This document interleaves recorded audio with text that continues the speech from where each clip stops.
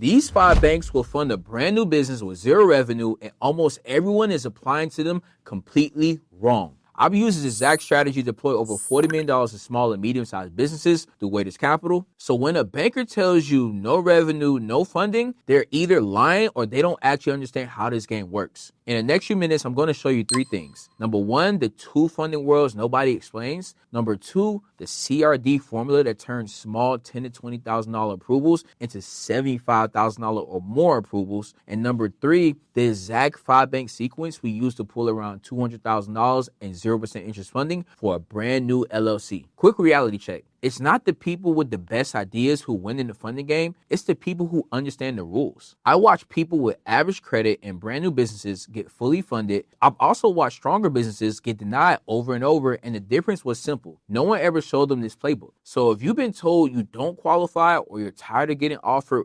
$1,000 limits, pay attention. By the end of this video, you'll know exactly what to fix in your profile and exactly which banks to hit and what order to give yourself the highest odds of real approvals. Most people only know one type of funding, and that's revenue-based lending. That's bank statements, monthly deposits, and time in business. If your business is new or inconsistent, you're dead on arrival in that world. But there's a new model out there that a lot of people don't really realize, and that's credit-based funding. This world has nothing to do with business revenue. In this world, banks are not lending to your business, they're lending to you. Your personal credit is the asset. If you structure that profile correctly, you can walk into a bank with a 2-week-old LLC, no revenue at all, and still get tens of thousands of dollars in 0% interest funding. So why does one person with a 720 score get $5,000 and someone with a 680 walks out with $50,000? It's not just the score, it's your comparables. Just think about it like this. 2 students both have a 4.0 GPA. One took easy electives, the others took all AP classes. They are not getting into the same schools. Your credit works the same exact way.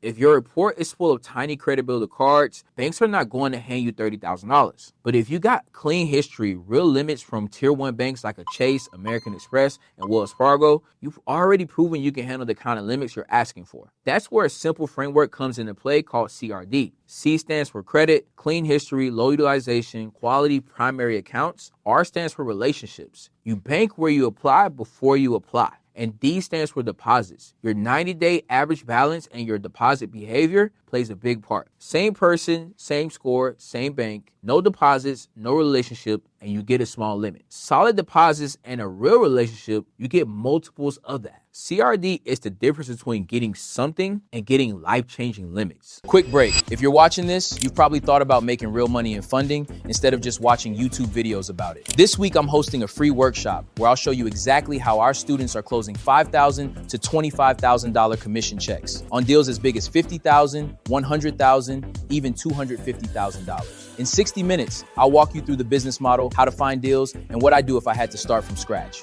Click the link below, save your seat, and come right back to this video. Before we talk about the 5 banks, there's a minimum profile requirement. If you don't meet this, fix the profile first. Here's what you want: a 680 or higher credit score, no late payments in the last 6 to 12 months. You want your utilization under 35%, and at least 2 to 3 primary trade lines with decent limits and some age on them. No open bankruptcies, no new collections, no recent charge-offs. If your cards are maxed out, you want to make sure you fix that too. This is not about gaming the system. It's about looking like a borrower the bank wants to give money to. Once that's in place, then we run the bank sequence. So bank number 1 is going to be Chase. This is what I call the double ink move. Step 1, you want to open up a Chase business checking account, deposit anywhere between $4,000 to $10,000. Let it sit in there for at least 5 business days. You're starting a relationship and deposit history. Step number 2, you want to apply for the Chase Ink Business Unlimited. This card has a 0% intro period on purchases. With a strong profile and a strong CRD formula, you can get a solid starting limit on this. Step number 3, right after that, apply for the Chase Ink Business Preferred. This is not a 0% interest card, and that is exactly why Chase is often willing to assign a larger limit here. They expect to make money on the interest. So you could end up with a strong limit on the unlimited and a strong limit on the preferred. Step number 4, just move the limits. Chase lets you move limits between your business credit cards, so you can literally move most of the limit from the preferred over to the 0% interest unlimited card. The end result of that, instead of having 2 medium limits spread across 2 cards, you got one large 0% interest funding source from one bank alone, and that's just one bank. Bank number 2 is going to be US Bank. This is where the relationship manager matters. US Bank has business cards with long 0% interest intro windows on purchases. Some offers go up to 18 months. Step 1 is to open up a U.S. bank business checking account with $2,000 to $4,000 inside of it. Let it sit for about 7 days. Step number 2, do not apply online. That's the biggest mistake I see. Go in branch or apply through a business relationship manager. A solid BRM can often submit 2 cards at once. Usually that looks like this. 1 business card, platinum style with a long 0% interest period, and 1 cashback or rewards business credit card that's also 0% interest as well. Combined, you can pick up meaningful total limits at 0% interest well over a year.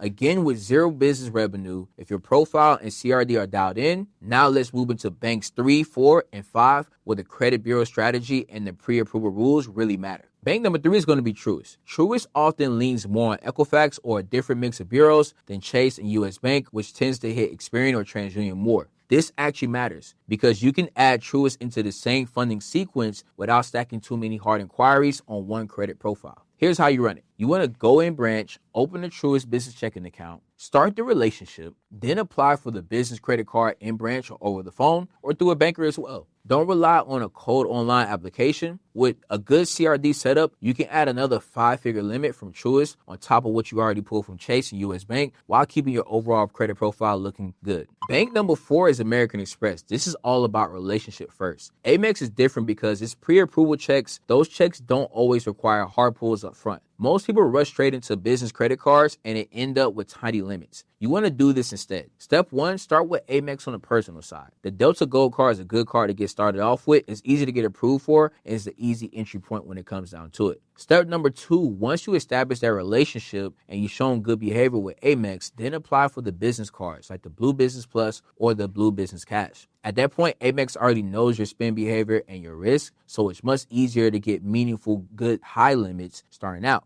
On top of that, Amex usually lets you request credit line increases over every 90 days with just a soft pull. So you can scale those limits without stacking more hard inquiries. Bank number 5 is going to be Citizens. This is the new LLC cheat code. Citizens is a sleeper bank that most people ignore. They offer business credit cards at 0% interest. They have pre-qualification flows so you can check your odds without slamming your score. And they're one of the banks that would seriously consider brand new LLCs with zero revenue if your personal credit is strong and your CRD is tight. Here's the move. First, you want to open up a Citizens business checking account. Then you want to deposit anywhere between $1,000 to $5,000. Apply that same day or a few days after seasoning the account, depending on how conservative you want to be. With a clean credit profile, strong comparables, and proper deposits, it's realistic to get a solid starter limit at 0% interest, even with a 2-week-old LLC. That is the power of understanding credit-based funding instead of just revenue-based lending. Most people destroy their own results with bad timing. They spread applications out over weeks or months. By the time they hit bank 4 or 5, new accounts have already reported.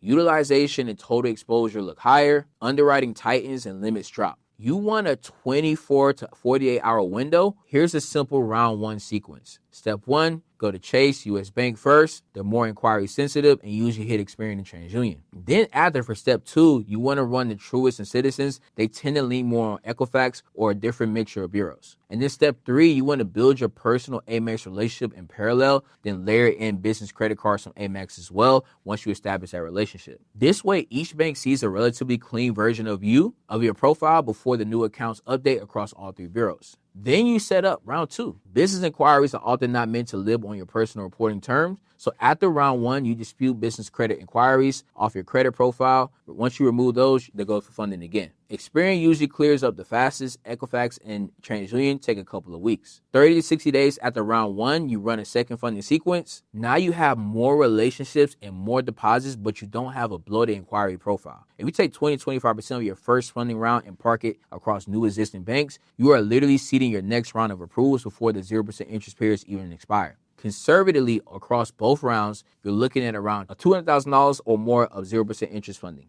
The difference is not which banks you know, it's how you structure your profile, your deposits, and your timing. Now you know which banks to use, you know how to structure your profile, and you know how to time the sequence so you stop getting denied and start getting real limits. The obvious next question is this: how are people turning this funding strategy into a $10,000 to $50,000 a month business? If you're interested in starting or scaling your own funding company as a business loan broker, use the link below to register for our free funding workshop. I'll walk you through the entire model live and show you how my students are getting clients and closing deals using this exact same playbook. And if you want to see the full breakdown on how to build a funding business, click the video on the screen to the right. In that video, I'll walk you through step-by-step process to start a funding business from scratch with zero experience at all, and how people are making $10,000 to $20,000 per month, helping business owners get access to capital they already need. And like always, I'll see you guys later.